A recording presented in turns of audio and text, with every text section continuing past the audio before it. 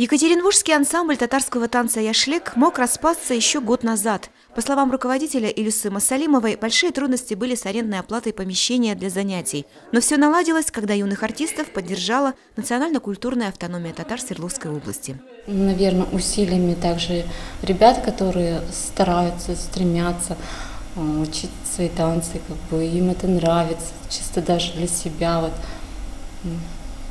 Даже они, наверное, скорее всего, и тоже не дали мне расслабиться.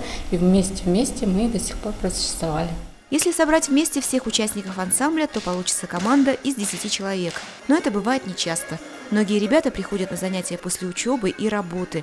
Но удовольствие, которое они получают от общения и дружбы, зовет их на репетиции снова и снова. Мы учим танцы татарские народные, плясовые, выступаем на различных мероприятиях, когда у нас Навруз. Не только танцоры, стараюсь организовать некоторые мероприятия.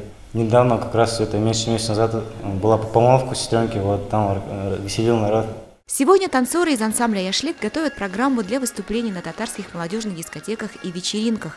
Это дает им стимул для продолжения занятий, а также помогает ощущать себя частью огромного татарского мира. За летние каникулы ансамбль «Яшлык» не растерял своих участников и поклонников. В наступившем сезоне ребят ждут новые выступления и творческие свершения. Альфия Габдушева, Салават Киямов, ТНВ, Екатеринбург.